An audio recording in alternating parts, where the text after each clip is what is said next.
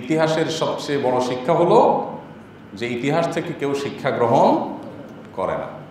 আমরা বাণীগুলা বলিগুলা আপনি আমি সবাই মুখস্থ জানি, কিন্তু আমাদের জীবনে সেটার ইমপ্লিমেন্ট আমরা করতে পারি না। মানুষ যখন সীমা লঙ্ঘন করে, সীমানা ছাড়িয়ে চলে যায়, অন্যরা যখন তাদেরকে সতর্ক করে তখন তারা ভুল বুঝে। এটাই মানুষের প্রকৃতি। যতক্ষণে বুঝে তখন আর তার পেছনে ফেরার কোনো সুযোগ থাকে না। এটা আমাদের ব্যক্তি জীবনেও পরতে পরতে আমরা মিলিয়ে দেখতে পারি। বিশেষ করে মানুষের যখন দিন ভালো থাকে, সুদিন থাকে, তখন সে ধরাকে সরা মনে করে, তখন সে আর মানুষকে মানুষ মনে করে না। এটা ব্যক্তি আপনি, ব্যক্তি আমি, আমাদের বাসাবাড়ি, আমাদের ব্যক্তিগত পর্যায়ে, আমাদের ব্যবসা প্রতিষ্ঠান, আমাদের কর্মস্থল এবং রাজনৈতিক ময়দান, সব ক্ষেত্রে একই জিনিসের চর্চা দেখতে পাবেন। আমরা যখন একটা পর্যায়ে চলে যাই তখন নিজেকে আর মানুষ মনে করি না, অতিমানবীয় কিছু মনে করি, এবং এটার ফলশ্রুতি যে খুবই খারাপ। কোরআন বারবার সতর্ক করেছে, হাদিস বারবার সতর্ক করেছে, কোরআন হাদিসের সেই সতর্কীকরণ ওলামারা বারবার শোনান। এগুলো আমাদের কাছে সেকেলে মনে হয়, এগুলো গোনার টাইম আমাদের কাছে থাকে না। যখন দুর্দিন হয় তখন আমরা সবাই গুনতে শুরু করি।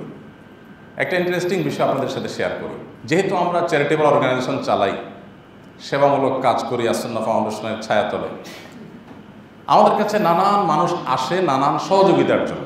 মনে করেন বিগত দিনগুলোতে যখন সরকার পাওয়ারে ছিল, বহু লোক আসছে, ভাই আপনাদের সাথে তো অনেকের সম্পর্ক আছে, একটু বলে দেন আমার চাকরিটা যেন হয়ে যায়। কেউ বলতেন, ভাই কত বড় বড় ব্যবসায়ী আছে আপনাদের সাথে পরিচিত, আমি বেকার যুবক, আপনি একটু বলে দেন। এরকম আবেদনগুলো অনবরত আসতে থাকে। তো আমরা সবাইকে একটা কমন উত্তর দিতাম, সেটা হলো আমরা বলতাম যে ভাই, হুজুরদের কাছে কখনো ক্ষমতাসীনরা আসে না, এবং হুজুরদের কাছে কখনো ব্যবসা বাণিজ্য ভালো থাকলে ব্যবসায়ীরা আসে না। কেন আসবে? কারণ তার টাকা পয়সা আছে, ব্যবসা বাণিজ্য ভালো, দিনকাল ভালো যাচ্ছে, হুজুর গোনার টাইম আছে নাকি?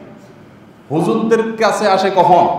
যখন ফাঁসা যায়, যখন আর উপায় নাই, যখন গর্তে পড়ে গেছে, ব্যবসা বাণিজ্য খারাপ, লসের পরে লস, এবার এসে বলে হুজুর তেল পড়া, পানি পড়া, দোয়া দরুদ কি আছে দেন। তো আমরা যারা আমাদের কাছে সহযোগিতা চাইতে আসে বলি, ভাই আপনারা মনে করেন যে আমরা হুজুররা খুব পপুলার হয়ে গেলে কত ব্যবসায়ীরা আমাদের কথা শুনবে।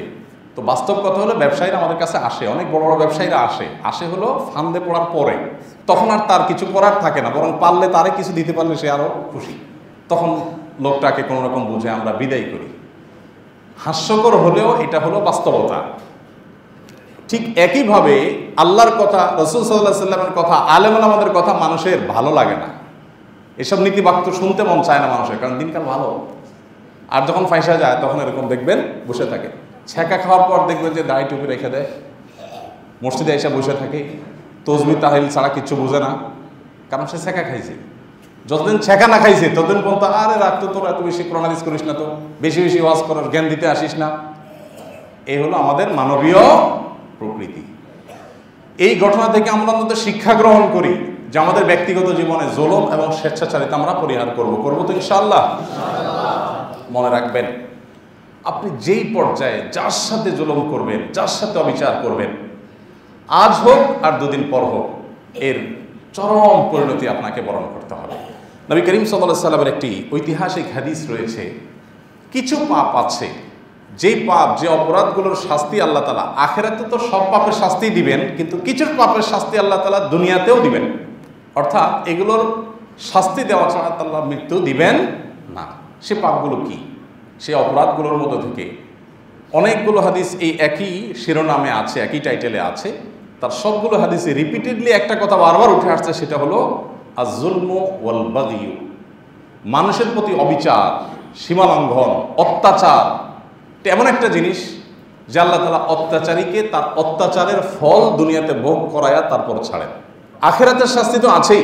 আয-যুলমু যুলুমাতুন ইয়াওমাল কিয়ামা। আমরা সবসময় একটা কথা বলি, একটা হাদিস এই মিম্বরে কতবার যে আমি বলেছি, নবী করিম সাল্লাল্লাহু আলাইহি সাল্লাম বলেছেন হাদিসে কুদসিতে, আল্লাহ বলেছেন, ইন্নী হারামতু যুলমা আলা নাফসি। হে আমার বান্দারা, আল্লাহ বলছেন যে আমি নিজের প্রতি, অর্থাৎ আল্লাহ তার নিজের প্রতি নিজে কারোর প্রতি জুলুম করাকে হারাম করে দিয়েছেন। যে আল্লাহ চাইলে সব কিছু করতে পারেন, কিন্তু আল্লাহ জুলুম করবেন না।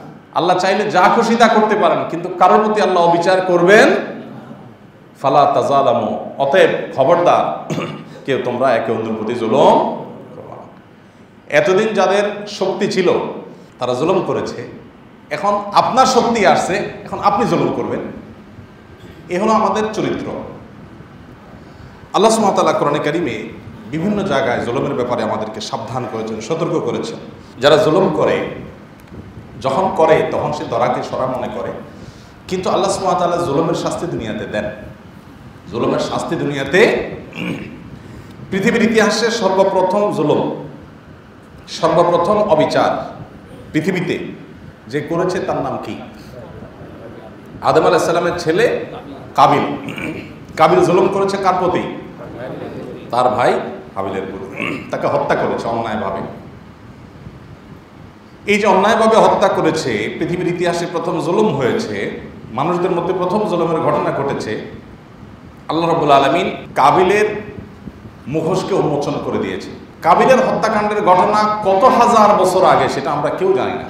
এত আগে, প্রথম মানবের সন্তান আদম আলাইহিস সালামের ছেলে। অপরাধ করেছে সে তখন, কিন্তু কোরআনে আল্লাহ তাআলা আয়াত নাযিল করেছেন। কোরআনে আল্লাহ তাআলা আয়াত নাযিল করে শেষ জামানার মানুষকেও সতর্ক করছেন যে কাবিল কিন্তু এই অপকর্ম করেছিল, এই নিকৃষ্ট কর্ম সে করেছিল।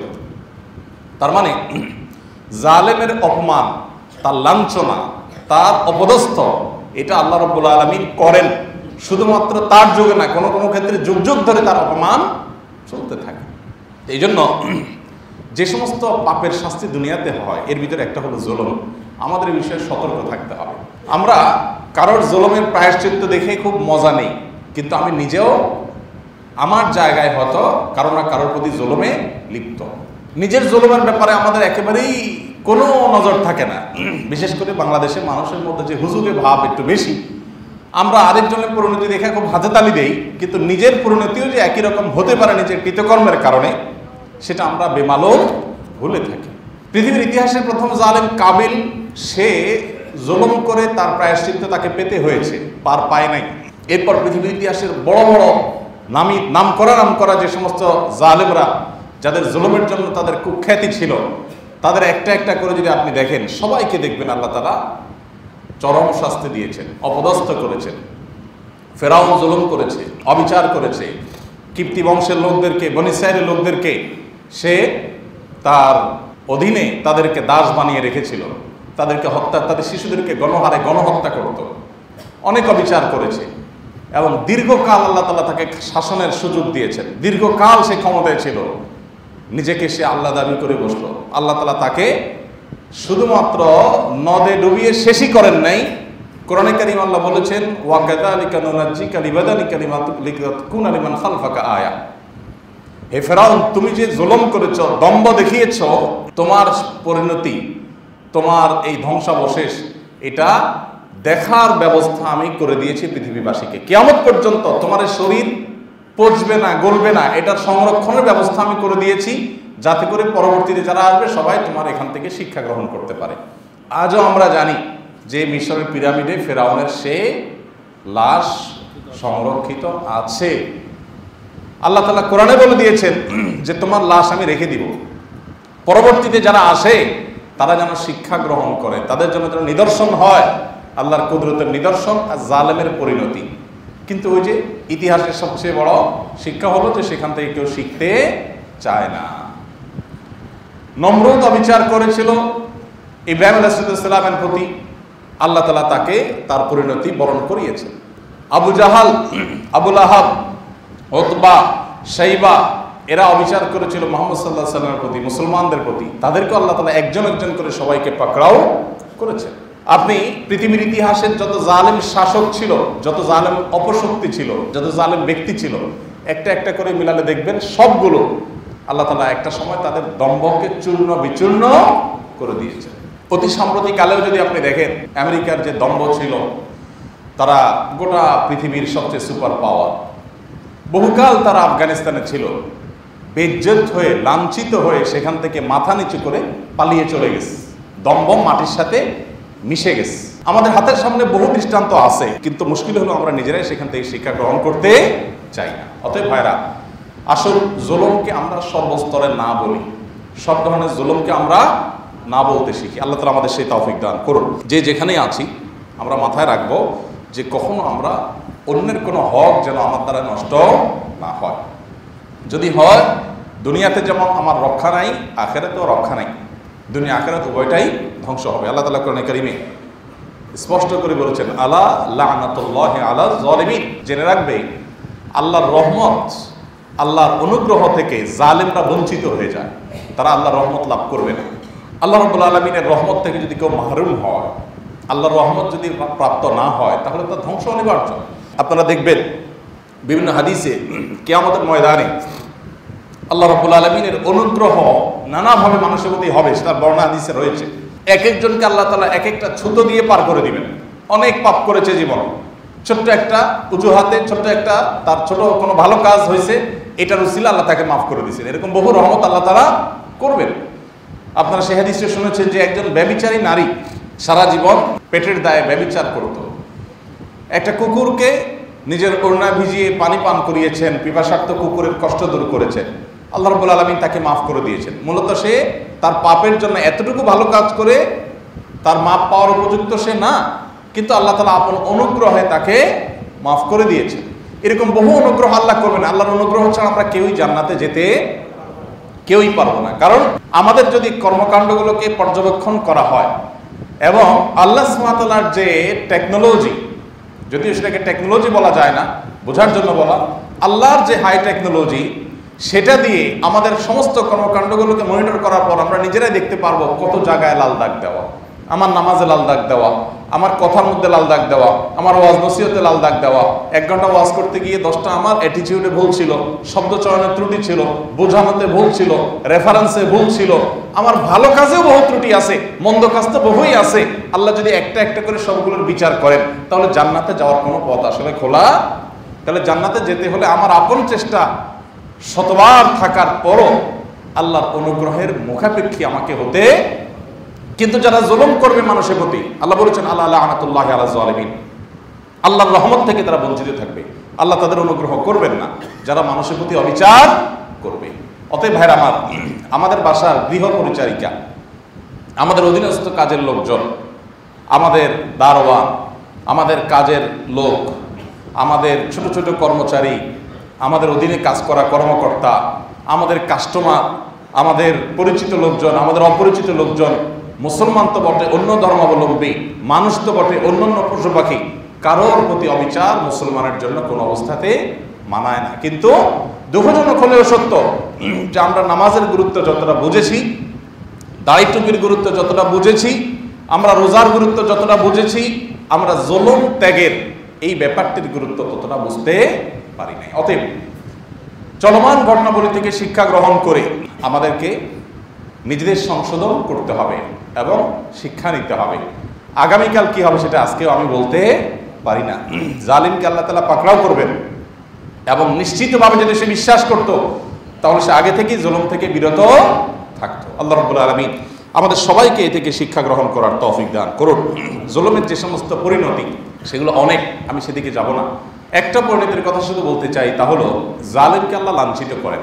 জুলুম আপনি যেভাবেই করেন, আর যেন অর্থ আত্মসাৎ করে জুলুম করেন, টর্চার করে জুলুম করেন, অবিচার করে জুলুম করেন, লাঞ্ছনা আপনাকে পেতেই হবে। আপনি হয়তো এখন পার পেয়ে যাচ্ছেন, 2 বছর পর, 10 বছর পর, 20 বছর পর মনে রাখবেন যার প্রতি আপনি জুলুম করেছেন হয়তো সেও ভুলে গেছে, তারও মনে নাই যে কখন আপনি জুলুম করেছেন। অন্যায়ভাবে একজন রিক্সাওয়ালাকে গায়ের জোর দিয়েছেন একটা থাপ্পড়, একটা জায়গায় পেশি শক্তি দেখাইছেন, আপনি সহসভাপতি, আপনার ঠেলার চোটে মানুষ টিকতে পারে না, দোকান থেকে বাকি খাইতে খাইতে দোকানদারকে ফুটাই দিচ্ছেন, আছে না অনেক। আপনার অত্যাচারে কেউ টিকতে পারে নাই, কিন্তু যার প্রতি অত্যাচার করেছেন এমনও হতে পারে যে এত পুরাতন অত্যাচার সে নিজেও ভুলে গেছে, কিন্তু আল্লাহ ভুলেন না। আল্লাহর সিস্টেমের ভিতরে ভুল বলতে কিছু, সব আল্লাহ সংরক্ষণ করেন, সব। অতএব জুলুম আল্লাহ রাব্বুল আলামিন একেবারে পাই করে, তিল করে আল্লাহ তাআলা জুলুমের বিচার করবেন। এই জন্য ভাইরা, নবী করিম সাল্লাল্লাহু আলাইহি ওয়াসাল্লাম বলেছেন, কিয়ামত আসার আগে কারো প্রতি জুলুম করে থাকলে মাপ চেয়ে সেটাকে একেবারে ক্লোজ করে চ্যাপ্টারটাকে, তারপর দুনিয়া থেকে যাও। কারণ আল্লাহ সব ছাড় দিলেও এটা ছাড় দিবেন না। বিধায় ভাইরা আমার, আমাদের ব্যক্তিগত পর্যায়ে যত প্রকার জুলুম হয়, আসুন সেই সমস্ত জুলুম থেকে আমরা বেরিয়ে আসার জন্য প্রতিজ্ঞা করি। কারোর প্রতি আমি অন্যায় করেছি, কারোর প্রতি অবিচার করেছি, তাহলে সাথে সাথে সেটার বিহিত, সেটার প্রায়শ্চিত্ত, সেটা তার সাথে আলোচনা করে মিটমাট করে ফেলা, এটা আমাদের অপরিহার্য একটি কাজ। আল্লাহ তাআলা আমাদের সবাইকে সেই তৌফিক দান করুন। শক্তিশালী মানুষেরা দুর্বল মানুষদের উপরে যারা জুলুম করেন, মনে রাখবেন সময় তারও আসবে, আজ হোক আর দুদিন পর। আল্লাহ তাআলা আমাদের সবাইকে জুলুম মুক্ত জীবন গড়ার তৌফিক দান করুন। ইনসাফে পরিপূর্ণ জীবন আল্লাহ তাআলা আমাদের সবাইকে গড়ার তৌফিক দান করুন। এই জন্য আমাদের সবাইকে সচেতন হতে হবে, সতর্ক হতে হবে, শিক্ষা গ্রহণ করতে হবে। আরেকটি বিষয় যেটা বলতে চাই তা হলো, কেউ যদি আপনার প্রতি কোনো অবিচার করেন, জুলুম করেন, কোরআন আপনাকে রাইট দিয়েছে আপনি তার প্রতিকার করতে পারেন। আপনিও পাল্টা সে যতটুকু জুলুম করেছে তার প্রতিশোধ নিতে পারেন। কতটুকু পারবেন? যতটুকু সে আপনাকে জুলুম করেছে ঠিক মেপে মেপে ততটুকু। তার চাইতে যদি আপনি বেশি করে ফেলেন তাহলে সেটার নাম হবে আরেকটা জুলুম। যেহেতু এভাবে পরিমাপ করা কঠিন, একজন আপনাকে একটা ঘুষি দিয়েছে অন্যায়ভাবে, আপনি দুর্বল ছিলেন, চান্স পান নাই, আপনি অনেকদিন পরে চান্সটা পাইছেন, এবার ধরে এনে আপনি দিলেন পাল্টা তাকে ঘুষি। এখন আগের ঘুষিটা যতটা ওজনের ছিল, ওইটার যতটা ওয়েট ছিল, আপনারটার ওয়েটটা একটু বেশি হয়ে গেছে। সাধারণত প্রতিশোধ পরায়ণতা থেকে মানুষ যখন কিছু করে তখন সেটা অ্যাকশনের চাইতে রিয়াকশনটা একটু বেশিই হয়। তাহলে মনে রাখবেন কিয়ামতের ময়দানে আবার আপনি জালিমের কাতারে দাঁড়িয়ে যেতে হবে আপনাকে। এই জন্য আল্লাহ বলেছেন, ফাইন আকাবতুম ফাআকিবু বিমিথলি মা উকিবতুম বিহি ওয়া লা ইন সাবারতুম লাহু খায়রুল লিস-সাবিরিন। যদি তোমার কারোর জুলুমের বিহিত করতে গিয়ে, প্রতিকার চাইতে গিয়ে, করতে গিয়ে তুমি যদি তাকে কষ্ট দিয়েছে, তুমিও তাকে যদি কষ্ট দিয়ে তোমার অধিকার আদায় করতে চাও, তাহলে যতটুকু সে করেছে তুমি ততটুকু করতে পারবে। যেহেতু এই কাজটা খুব কঠিন, এত মেপে মেপে দেওয়া তো যায় না, এই জন্য আল্লাহ বলেছেন ওয়ালা ইন সাবারতুম, আর যদি তোমরা সবর করো যে ঠিক আছে সে করছে, আমি তাকে হয় মাফ করে দিই বা আল্লাহর উপর ন্যস্ত করি, আমি তার এই প্রতিশোধের দায় নিতে যাব না, যেহেতু এখানে কম বেশি হয়ে গেলে আমি আবার ধরা খেতে যাব, সো আমি ধৈর্য ধারণ করলাম। যদি এটা করতে পারো, আল্লাহ বলেছেন লাহু খায়রুল লিস-সাবিরিন, এটা তোমার জন্য সবচেয়ে উত্তম, সবচেয়ে বেস্ট, যে তুমি এটা করতে পারো যে আমি প্রতিশোধ পরায়ণ হলাম না। মানুষ সৃষ্টিগতভাবে আমাদের মধ্যে প্রতিশোধ পরায়ণতা আছে। কিছু মানুষ আছে তাদের মধ্যে প্রতিশোধ পরায়ণতা একটু বেশি। এই প্রতিশোধ নিতে গিয়ে যখন সীমা ছাড়িয়ে চলে যায় তখন তাকে আবার জালেমের কাতারে আসতে হবে। এই জন্য ভাইরা, আজকের আমাদের দ্বিতীয় বার্তা হলো, আসুন প্রতিশোধ পরায়ণতা, হিংস্রতা এবং ক্ষোভ, জেদ এগুলোকে আমরা সংবরণ করতে শিখি, তবে আমরা ইনশাআল্লাহ আল্লাহর কাছে প্রিয় পাত্র হতে পারবো। ক্ষমা এমন একটা আমল, কোরআনে কারিমে আল্লাহ রাব্বুল আলামিন মুত্তাকিদের বৈশিষ্ট্য উল্লেখ করতে গিয়ে বলেছেন ওয়াল আফিনা আনিন নাস, যারা মানুষকে ক্ষমা করতে জানে, আল্লাহর জন্য ক্ষমা করে দেয়, আল্লাহ রাব্বুল আলামিন তারা তাদেরকে মুত্তাকি হিসাবে গণ্য করেছেন। তারাই হলো আল্লাহ ভীরু, তারাই হলো প্রকৃত অর্থে ভালো মানুষ। এবং মুত্তাকি যারা আল্লাহর ওয়াস্তে মানুষকে ক্ষমা করে দেয়, আল্লাহ তাআলা নিজেও তাদেরকে ক্ষমা করে দেন। ঐতিহাসিক একটি ঘটনা অনেকে হয়তো বারবার শুনে থাকবেন। আল্লাহর এক প্রিয় বান্দা, তার একজন অধীনস্থ একটা ভুল বারবার করছিল, তো একাধিকবার তাকে মাফ করার পর যখন একবার পাকড়াও করেছেন যে এবার তোমার একটা শাস্তি হতেই হবে, তুমি একই ভুল কেন এতবার করেছো, বারবার তোমাকে বলা লাগছে, তখন সে লোকটি বলল যে দেখুন, আল্লাহর কাছে আপনি একই অপরাধের মাফ কয়বার চান? একই অপরাধ করে, একই ভুল করে, একই পাপ করে আল্লাহর কাছে একবার মাপ চেয়ে পরের বার বলেন না মাপ যে কয়বার চাবো, থাক তাহলে আমি মাপ না চাই, এরকম করেন কিনা? নিশ্চয়ই করেন না। আপনি একই অপরাধ বারবার হলে বারবার আল্লাহর কাছে মাপ চান এবং আশা করেন যে আল্লাহ তাআলা আপনাকে বারবার মাফ করবে। তো আল্লাহর কাছে যদি বারবার ক্ষমার আশা করেন, তো আপনি আল্লাহর বান্দাকে বারবার ক্ষমা করতে কেন কার্পণ্য করছেন? ভাইরা আমার, অতএব মানুষকে ক্ষমা করতে পারা এটা অনেক বড় একটা গুণ, এটার জন্য বড় একটা কলিজা লাগে। কারোর প্রতি ক্ষোভ, জেদ রাখলে নিজেরই কষ্ট হবে, আপনারই অন্তরে কষ্ট হবে। আর যদি ফ্রি হয়ে যান, সহজ। এটা অবশ্য ভ্যারি করে, সব সময় এটা সম্ভবপর হয় না, বা সবসময় এটা উচিত হয় না। কোনো কোনো অপরাধের শাস্তি তার নিশ্চিত করতে হয়, না হলে সে অন্যদের প্রতি অবিচার করে, জুলুম করে, সেটা অবস্থার উপর নির্ভর করবে। তবে সাধারণ অবস্থাতে জুলুম যদি শুধু ব্যক্তি পর্যায়ে থাকে, তাহলে সেটাকে যদি মানুষ ক্ষমা করতে পারে, সেটা হয় আল্লাহর কাছে সবচাইতে উত্তম এবং সবচাইতে ভালো। অতএব প্রতিশোধ স্পৃহা এটা ত্যাগ করে আমাদেরকে ক্ষমার মানসিকতা লালন করতে হবে। দেখুন, নবী করিম সাল্লাল্লাহু আলাইহি সাল্লাম যখন মক্কা বিজয় করলেন, মক্কা যখন পুনরায় তিনি দখল করলেন, তার নিজের মাতৃভূমি যখন নিজে তিনি বুঝে পেলেন, তাকে যখন অন্যায়ভাবে তার মাতৃভূমি থেকে বের করে দেওয়া হলো, তিনি যখন মাতৃভূমিকে স্বাধীন করলেন, তিনি কিন্তু কোনো প্রতিশোধ নেন নাই। পৃথিবীর ইতিহাসে এরকম আরেকটি ঘটনা পাওয়া কঠিন। মক্কার ইতিহাস, নবী করিম সাল্লাল্লাহু আলাইহি ওয়াসাল্লামের সাথে কি করা হয়েছিল, সাহাবীদের সাথে কি আচরণ করা হয়েছিল, সেগুলো আমরা কে না জানি। নবী করিম সাল্লাল্লাহু আলাইহি ওয়াসাল্লাম যেখানে তাকে গালমন্দ করাটা এত বড় অপরাধ যে ক্ষমার যোগ্য, এবং ইসলামী শরিয়ার দণ্ডবিধিতে নবী সাল্লাল্লাহু আলাইহি ওয়াসাল্লামকে কেউ মুখ দিয়া কটু কথা বললে তার সর্বোচ্চ শাস্তি মৃত্যুদণ্ড। অনেক উলামা ইকরাম বলেছেন এটা সে তওবা করলেও মাফ হবে না, আবার অনেকে বলেছেন তওবা করলে মাফ হবে। যাই হোক, তো এইরকম একটা অপরাধ, এরকম একটা গুনাহ, এরকম একটা পাপাচার, নবী সাল্লাল্লাহু আলাইহি ওয়াসাল্লামের ব্যাপারে মুখে কটু কথা বলা, সেই নবীকে মক্কায় আপনারা জানেন যে তাকে শারীরিকভাবে ফিজিক্যাল টর্চার করা হয়েছে, তার মুখে থুতু মেরে দেওয়া হয়েছে, আপনার আমার না, মুহাম্মদ সাল্লাল্লাহু আলাইহি ওয়াসাল্লামের। তিনি যখন সিজদায় গেছেন, ওটের নাড়ি বুড়ি ময়লা নোংরা এগুলো এনে তার পিঠের উপরে চাপা দিয়ে রাখা হয়েছে। কতভাবে তাকে টর্চার করা হয়েছে। বেলাল রাদিয়াল্লাহু তাআলা আনহুকে উত্তপ্ত পাথরে, মরুভূমিতে সৌদিতে যারা গিয়েছেন, মিডল ইস্টে যারা গিয়েছেন তারা জানেন সেখানকার গরমের অবস্থা কি। এখন তো সেখানে কিছু সবুজ আছে, তখন এই সবুজ ছিল না, তখন গরম কেমন ছিল। সেই গরমে উত্তপ্ত পাথর আর জ্বলন্ত আগুনের ভিতরে কোনো পার্থক্য নাই, এত গরম থাকে। এই উত্তপ্ত পাথরের উপরে তাকে শুইয়ে রেখে নিচে গরম পাথর, উপরে আরেকটা গরম পাথর দিয়ে চাপা দিয়ে এমনভাবে রাখা হতো যে শরীর থেকে চামড়া গলে রক্ত বের হয়ে সেই পানি পড়ে পাথর ঠান্ডা হয়ে যেত, তিনি সেন্সলেস হয়ে যেতেন। আমরা এখন আজকাল আয়নাঘরের কথা শুনি, এটা তখনকার আয়নাঘর ছিল। যারা এই সমস্ত অবিচার করেছে, জুলুম করেছে, আল্লাহ তাদের সবাইকে নির্মম পরিণতি বরণ করতে বাধ্য করেছে।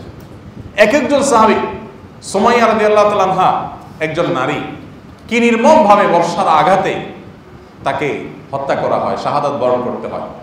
তার ছেলেরও করুণ পরিণতি বরণ করতে হয়, পুরো পরিবারকে করুণ পরিণতি বরণ করতে হয়। এতগুলো ঘটনা, এবং প্রত্যেকটা মুসলমানের প্রতি অবিচার, মুসলমানদের বাধ্য করা হয় যে না, এই দেশ তোমরা থাকতেই পারো না, এই দেশটা তোমাদের না। কথায় কথায় এই দেশটা তোমাদের না, বের হও তোমরা। নবী সাল্লাল্লাহু আলাইহি ওয়াসাল্লাম সাহাবীদের নিয়ে ধীরে ধীরে একরকম পালিয়ে আত্মগোপন করে নিজের মাতৃভূমি থেকে চলে যেতে বাধ্য হয়েছিল। এই পরিস্থিতির পর কি হলো, নবী সাল্লাল্লাহু আলাইহি ওয়াসাল্লাম যখন মক্কা বিজয় করলেন, পরিষ্কারভাবে বলে দিলেন, লা তাসরিবা আলাইকুমুল ইয়াউম, আজ কোনো প্রতিশোধ নয়। কারোর প্রতি প্রতিশোধ পরায়ণ হলেন না, কাউকে তার কৃতকর্মের জন্য নতুন করে তার উপরে প্রতিশোধের স্পৃহা এটা চরিতার্থ করলেন না, সবাইকে ক্ষমা করলেন, সাধারণ ক্ষমা ঘোষণা করলেন, ইতিহাস সৃষ্টি করে দিয়েছে। ভাইরা আমার, আমরা সেই নবীর উম্মত, সেই মুহাম্মদ সাল্লাল্লাহু আলাইহি ওয়াসাল্লামের উম্মত, বিধায় আমাদেরকে দায়িত্বশীল আচরণ করতে হবে এবং মানুষকে ক্ষমা করতে জানতে হবে, মনটাকে বড় করতে হবে এবং সংকীর্ণ মনা হওয়া থেকে দূরে থাকতে হবে। প্রতিশোধের স্পৃহা রাখা যাবে না, ক্ষমার মানসিকতা রাখতে হবে। আল্লাহ আমাদের সবাইকে সেই তৌফিক দান করুন। আরেকটা বিষয় বলতে চাই, সেটা হলো আমাদের দেশের সম্প্রতি আপনারা শুনেছেন যে সংখ্যালঘুদের উপরে নানাভাবে আক্রমণ করা হয়েছে। এই ঘটনা সত্য, কিছু কিছু ঘটনা ঘটেছে, এটি একেবারে অসত্য নয়। খুলনার একটা ডুমুরিয়ার একটা হিন্দু পরিবার, তাদের আত্মীয়দের বাড়িতে আঘাত করা হয়েছে, তাদের বাড়িতে আঘাত করার প্রস্তুতি নেওয়া হচ্ছে। তারা যোগাযোগ করলো আমার সাথে, আরবির একজন মেজরের মাধ্যমে আমার সাথে যোগাযোগ করলো। আমরা সাথে সাথে কয়েকজন ভাইকে দায়িত্ব দিলাম, কয়েকটা টিম সেখানে কাজ করলো। আমাদের ফাউন্ডেশনের সেখানে যারা সেবা আছেন প্রতিনিধি, তাদেরকে বলা হলো। আলহামদুলিল্লাহ, পরবর্তীতে তারা গিয়ে তাদের পাশে দাঁড়িয়েছে এবং কোনো মতে তাদের রক্ষা করা হয়েছে। বিভিন্ন ব্যক্তিবর্গ এই দিনগুলোতে বহু লোক আমাদের কাছে ফোন করেছেন, প্রশাসনের অনেক ব্যক্তিরা ফোন করেছেন যে ভাই আপনারা কিছু একটা করেন, কিছু একটা বলেন। আমরা আমাদের ক্ষুদ্র সাধ্য অনুযায়ী চেষ্টা করেছি এবং সারা দেশের সকল ওলামা ইকরাম সোচ্চার হয়েছে। মসজিদে মসজিদে মাইকে মাইকে ঘোষণা দেওয়া হয়েছে এবং আপনারা জানেন মাদ্রাসার ছাত্ররা তারা মন্দির পাহারা দিয়েছে। চট্টগ্রামে হাটহাজারী মাদ্রাসার ছেলেরা, হাটহাজারী মাদ্রাসার ঠিক সাথেই ওয়াল ঘেঁষা একটা মন্দির আছে। মাদ্রাসা যেরকম প্রাচীন, ওই মন্দিরটা অনেক প্রাচীন। সেসব মন্দির তারা পাহারা দিয়েছে, দেশের সর্বস্তরের মানুষ আলহামদুলিল্লাহ পাহারা দিয়েছে। তো এই যে সংখ্যালঘুদের উপরে আক্রমণ, এটা তো আসলে রাজনীতির অংশ, আমরা সবাই জানি, ওপেন সিক্রেট। যখন কেউ কোনো সুবিধা নিতে চায় তখন এদেরকে মেরে পৃথিবীর মানুষের নজর তারা কাটতে চায়, দৃষ্টি আকর্ষণ করতে চায় যে দেখো এরা সংখ্যালঘুদেরকে মারছে। তো এই অপচেষ্টা আলহামদুলিল্লাহ রুখে দেওয়া হয়েছে। এটার জন্য সর্বস্তর ওলামা একরামের ক্রেডিট দিতেই হবে তাদেরকে, যে তারা সবাই সোচ্চার হয়েছেন, কথা বলেছেন। পরিচিত মুখ যে সমস্ত আলেমরা আছেন দেখবেন সবাই সংখ্যালঘুদের নিরাপত্তার ব্যাপারে কথা বলেছেন, বক্তব্য দিয়েছেন। আমরা অনবরত বলার চেষ্টা করেছি যাতে তাদের উপরে কোনো আঘাত না হয়। আলহামদুলিল্লাহ দেশের সর্বস্তরের মানুষ সজাগ ছিলেন এবং তাদের উপরে কোনো আঘাত হয়নি। কোনো আঘাত হয়নি বললে ভুল হবে, যেইভাবে আঘাত করতে চেয়েছে সেটা হয়নি, তবে কিছু কিছু জায়গায় তো ঘটেছে।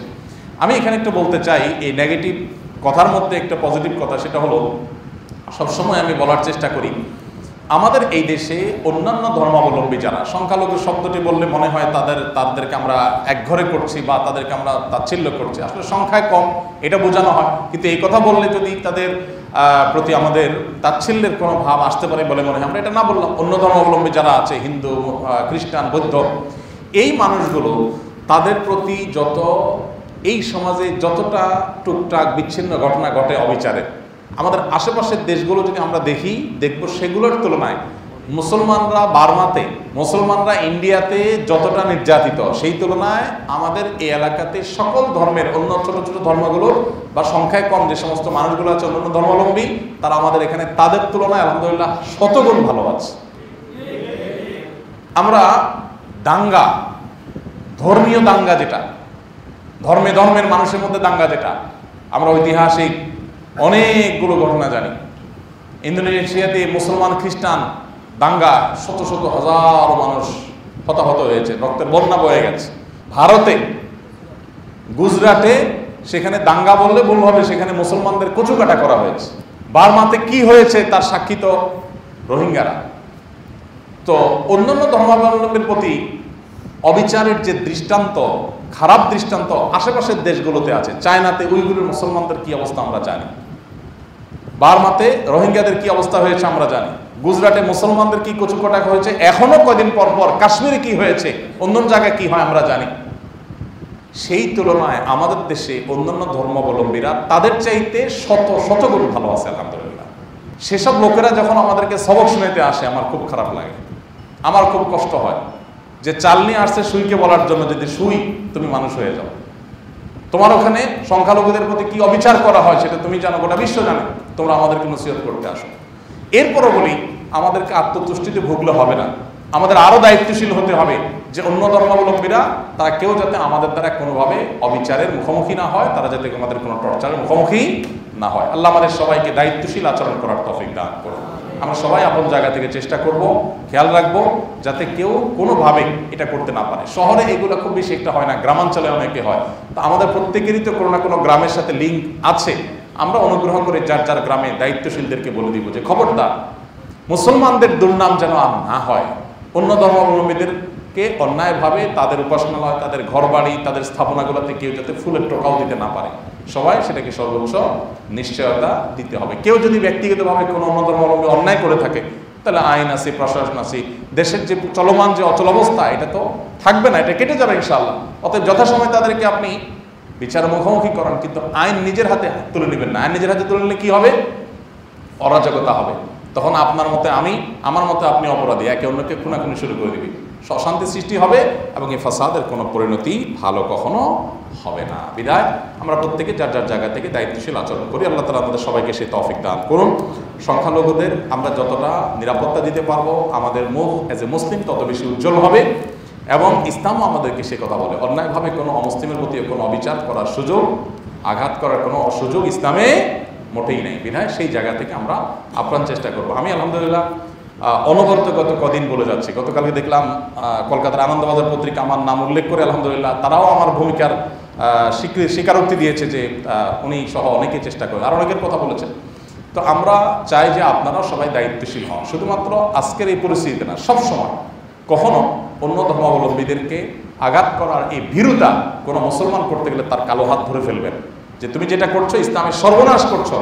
আমার নবীর সুন্দর আচরণ দেখে অন্য ধর্মাবলম্বীরা সব মুসলমান হয়েছে, আর তোমাদের অবিচার দেখে তারা ইসলামের প্রতি ঘৃণা আরো তাদের বাড়বে। বিধায় আইন কখনো যেন কেউ নিজের হাতে তুলে না নেয়। সর্বোপরি নতুন যে সরকার গঠন হলো, যারা শপথ নিলেন, আমরা দোয়া করি আল্লাহ তাআলা তাদেরকে হেদায়েতের উপর রাখুন, তাদেরকে আল্লাহ তাআলা সঠিক পথে রাখুন। এদেশের মানুষের যে জেদ, যে ক্ষোভ, যে কষ্ট, যে দুঃখ, সেটা লাঘবের জন্য যে নতুন করে মানুষ স্বপ্ন দেখতে শুরু করেছে, এই স্বপ্নটা যেন ধূলিসাৎ হয়ে না যায়। তারাও যেন সে আগের হাল যেভাবে গেছে ওইভাবে যেন তারা না চলে। আল্লাহ তাআলা তাদেরকে সে হেদায়েত দান করুন। তবে তারা একা আসলে কোনোদিনই আমাদের দেশটাকে পরিবর্তন করতে পারবে না। এদেশে যে অপশাসন, এদেশের যে অন্যায় অবিচার, এটা দূর করার জন্য আমাদের প্রত্যেককে তাদের সহযোগিতা করতে হবে। প্রত্যেককে যার যার জায়গা থেকে অন্যায়ের বিরুদ্ধে জিরো টলারেন্স করতে হবে। আপনি নিজেই যদি কোনো কাজের জন্য তদবির শুরু করেন, আপনি নিজেই যদি কোনো কাজের জন্য মামু খালু ধরা শুরু করে দেন, তাহলে দেশটা কখনোই সুন্দর হবে না। আমাদের পরে স্বাধীন হওয়া দেশে আমরা চাকরগিরি করতে যাওয়ার জন্য তাদের কাছে সিরিয়াল ধরে আমাদের মন্ত্রীরা ধর্ণা দিয়ে বসে থাকে যে এখান থেকে কিছু চাকর নেন, চাকর হিসাবে একটু আমাদেরকে নেন, কিছু ভিসা দেন আমাদের দেশ থেকে। আমাদের পরে স্বাধীন হওয়া এরকম দেশ আছে না নেই? অথচ আমাদের দেশে 50 বছর পেরিয়ে গেলেও এক ঢোক নিরাপদ পানির ব্যবস্থা কোনো সরকার করতে পারেনি। এতগুলো সরকার আসছে গেছে, আপনি নিশ্চিন্তে পানি ডকডক করে গিলবেন, কোনো টেনশন নাই। এরকম কোনো পানি আছে থাকলে নাম বলেন আমাকে, যে অমুক পানি শতভাগ টেনশন মুক্ত পাবেন, যে কোনো জায়গায় যাবেন আপনি নিশ্চিন্তে আপনি পানি খেতে পারবেন। পৃথিবীর অনেক দেশ আছে টেপের পানি খায়, আলাদা কোনো পানি নাই, এত হেলদি এবং এত নিশ্চিন্ত যে টেপের পানি খায়। আমার বাসায় তিনজন কয়দিনের মধ্যে জন্ডিসে আক্রান্ত, 19,000 টাকা খরচ করে, না যারা 20-21,000 টাকা খরচ করে ICDDRB থেকে আমি পরে পানি টেস্ট করার জন্য দিয়েছি, কয়েকদিন পর রেজাল্ট দিবি।